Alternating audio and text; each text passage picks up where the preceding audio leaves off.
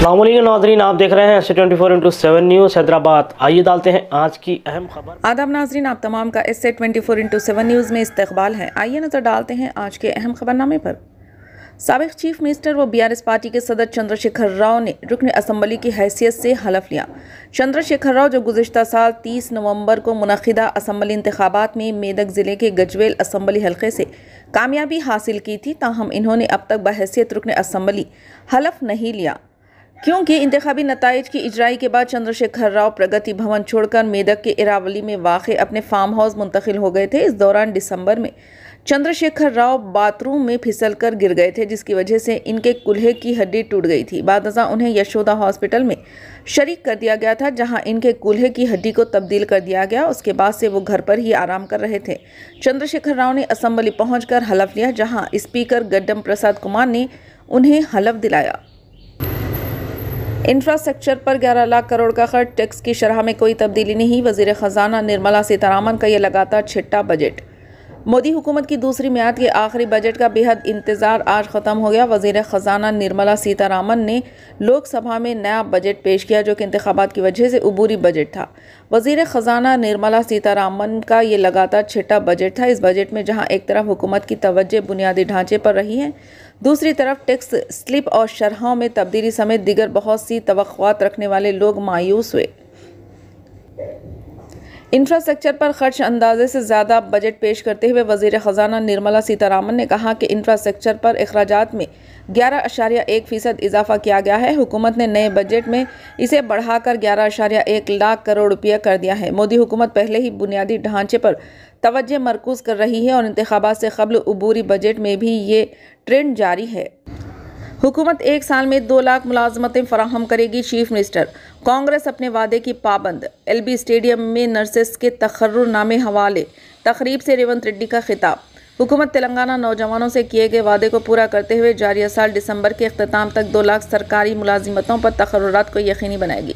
Chief minister Revanth Reddy ने सरकारी दवाखानों में नर्सों के तकर्रुरात के अहकामात की हवालगी तकरीब से खिताब के दौरान ये बात कही और बताया कि रियासती हुकूमत की जानिब से इंतखाबात से कबल किए गए वादे को पूरा करने के इक़दाम का आगाज़ कर दिया गया और तेलंगाना पब्लिक सर्विस कमीशन के सदरनशीं व अरकान के इंतखाब के जरिए रियासतगीर सतह पर मखलूआ जायदादों पर तकर्रुरात की राह हमवार करने के इक़दाम किए जा चुके हैं। इन्होंने बताया कि तहरीक तेलंगाना की बुनियादी वजह तेलंगाना के नौजवानों की बेरोज़गारी में होने वाला इजाफा रही और बेरोज़गारी से परेशान नौजवानों ने तेलंगाना तहरीक में शिद्दत पैदा करते हुए अलहदा रियासत तेलंगाना के ख्वाब को पूरा किया। लेकिन अलहदा रियासत तेलंगाना की तश्कील के बाद रियासती हुकूमत ने बेरोज़गार नौजवानों को इनके हाल पर छोड़ दिया और गुज़िश्ता 10 बरसों के दौरान नौजवानों की बेरोज़गारी को दूर करने के लिए कोई इक़दाम नहीं किए गए, बल्कि एक ख़ानदान को रोज़गार फराहम करने के इक़दाम किए जाते रहे। ज्ञानवापी मस्जिद तहखाने में रातों रात पूजा। सुप्रीम कोर्ट का मुस्लिम फरीक की दरख्वास्त पर समाअत इनकार। ज्ञानवापी मस्जिद के तहखाने में रातों रात पूजा शुरू कर दी गई, जिसके बाद मुस्लिम फरीक सुप्रीम कोर्ट से रुजू हुआ था। ताहम अदालत उज़्मा दरख्वास्त पर समाअत से इनकार कर दिया। वाज़ेह है कि ज़िला अदालत की जानिब से ज्ञानवापी मस्जिद के तहखाने में हिंदू फरीक को कल पूजा की इजाज़त दे दी गई थी, जिसके बाद मुस्लिम फरीक ने रात देर गए सुप्रीम कोर्ट के रजिस्ट्रार से रब्ता कायम किया और इस केस पर फौरी समाअत की ख्वाहिश की। मस्जिद इंतज़ामिया कमेटी की जानिब से दाखिल की गई दरख्वास्त पर सुप्रीम कोर्ट ने समाअत से इनकार करते हुए इस मसले को इलाहाबाद हाई कोर्ट से रुजू करने की हिदायत दी। हेमंत सोरेन को 1 दिन के अदालती हिरासत में भेजा गया। अदालत ने हेमंत सोरेन को 1 दिन के अदालती हिरासत में भेज दिया है। ED ने 10 दिन के रिमांड की दरख्वास्त की थी। इस मुतालिबे पर अदालत में कल भी समाअत जारी रहेगी। अलबत्ता फ़िलहाल के लिए अदालत ने हेमंत सोरेन को सिर्फ 1 दिन के अदालती तहवील में भेजा है। ED की रिमांड पर अदालत ने अभी फैसला महफूज कर लिया है, जिस पर कल समाअत के बाद फैसला तवक्के है। हेमंत सोरेन आज की रात अदालती हिरासत के तहत होटवार जेल के बालाई सेल में गुजारेंगे। हालांकि ED ने इनको जब अदालत में पेश किया था तब 10 दिन की रिमांड की दरख्वास्त की थी। आपको बता दें कि हेमंत सोरेन को ED ने ज़मीन घोटाला मामले में कल रात गिरफ्तार कर लिया था। अलबत्ता इससे पहले वो राजभवन पहुंचे और वज़ीर आला के ओहदे से इस्तीफ़ा दे दिया। बजट से कबल महंगाई का झटका। LPG सिलेंडर की कीमत में इजाफा। फरवरी के पहले दिन और बजट से चंद घंटे कबल ही महंगाई का करंट लगा है। LPG सिलेंडर की कीमत में इजाफा हो गया और ऑयल मार्केटिंग कंपनियों ने 21 फरवरी से LPG सिलेंडर की कीमत में इजाफा कर दिया। यह इजाफा 19 किलो कमर्शियल सिलेंडर की कीमत में किया गया है। घरेलू रसोई वाली गैस यानी सब्सिडी वाले 14 किलो LPG सिलेंडर की कीमत में कोई तब्दीली नहीं की गई। हैदराबाद में मर्दों के लिए खुसूसी बस सर्विस का आगाज़। Telangana road and transport service ने शहर के मखसूस रूट पर मुसाफिरों की आमदोरफ्त को मुनज़्ज़म करने के लिए मर्दों के लिए खुसूसी बस सर्विस का आगाज़ किया। TSRTC ने जुमेरात 1 फरवरी को नौजवानों के भारी हुजूम का इंतजाम करने के लिए इब्राहिमपट्टनम LB नगर रोड पर अपनी पहली मर्दों के लिए खुसूसी सर्विस का आगाज़ किया, जो रश के औकात में कॉलेजों में सफ़र करने के लिए RTC बसों का इस्तेमाल करते हैं। TSRTC के PRO ने कहा कि इस रूट पर सिर्फ मर्दों के लिए एक बस सर्विस शुरू की गई है, क्योंकि इस रूट पर कई इंजीनियरिंग कॉलेज आते हैं। फिलहाल एक बस LB नगर और इब्राहिमपट्टनम के दरमियान आती जाती है। हमने ये सर्विस खुसूसी तौर पर इंजीनियरिंग कॉलेज के तुलबा के मुतालिबात को पूरे करने के लिए शुरू की है। पहली बस सुबह 8:30 बजे शुरू होती है और रूट पर 4:30 बजे वापस आती है।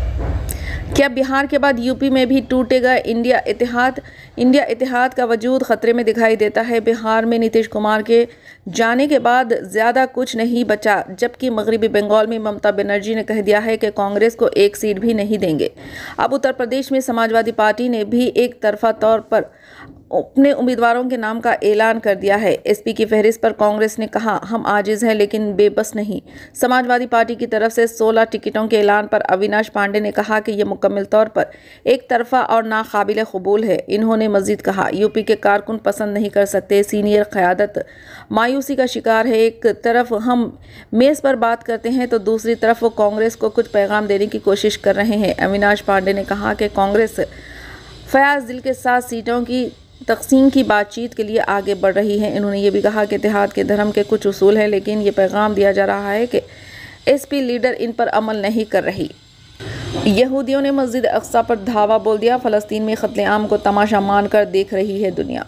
हमास इसराइल जंग में शहादतों की तादाद 27,000 से तजावज़ कर चुकी है। अलबत्ता अभी भी जंग जारी है। इसराइली दरंदगी अपने शबाब पर है और फ़लस्तीन में इंसानियत का जनाजा निकल चुका है। पूरी दुनिया बड़ी आसानी के साथ गज़ा में हो रहे क़त्ल-ए-आम पर आंखें बंद कर ले रही है और खामोशी इख्तियार कर ले रही है। अब आलम यह है कि ना ही कोई फ़लस्तीन के लिए आवाज़ उठाने वाला है और ना ही कोई जंग को रोकने की कोशिश में जुटा है।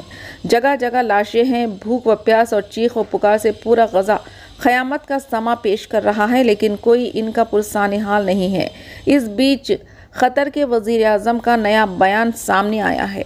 हैदराबाद कमिश्नरेट कांस्टेबल नागमनी ने मेटपल्ली पुलिस स्टेशन के रूबरू किया एहतजाज। हैदराबाद कमिश्नरेट कांस्टेबल नागमनी ने मेटपल्ली पुलिस स्टेशन के रूबरू एहतजाजी मुजाहरा पेश करते हुए कहा कि इनके शौहर वरुण पर झूठा MLC सर्टिफिकेट बनाने का इल्ज़ाम आयद करते हुए ज़मीन तनाज़ा केस में उन्हें रिमांड पर भेजने की साजिश रची जा रही है। इन्होंने कहा कि इस मामले में पहले DCP और CP SI शिव कुमार के बारे में शिकायत दर्ज करवाई गई थी। मजीद इनकी दरख्वास्त को जांचे बगैर ही इनके खिलाफ झूठा मुकदमा दर्ज करते हुए उन्हें रिमांड पर मुंतकिल करने की साजिश की जा रही है। खातून कांस्टेबल नागमनी ने शदीद बरहमी का इजहार किया। अगर महकमे पुलिस इनके साथ इंसाफ नहीं करेगी तो आम लोगों के साथ क्या इंसाफ करेगी। नागमनी का कहना है कि शिवा कुमार के खिलाफ इनके पास बदउनवानियों के सबूत मौजूद है। इन्होंने आला ओहदेदारों से गुजारिश की है कि इनकी मदद करते हुए SI शिव कुमार के खिलाफ सख्त कार्रवाई करें। नाज़रीन, आप देख रहे थे इससे 24/7 न्यूज़ का खास खबरनामा। चैनल को लाइक करें, शेयर करें और सब्सक्राइब करना ना भूलें।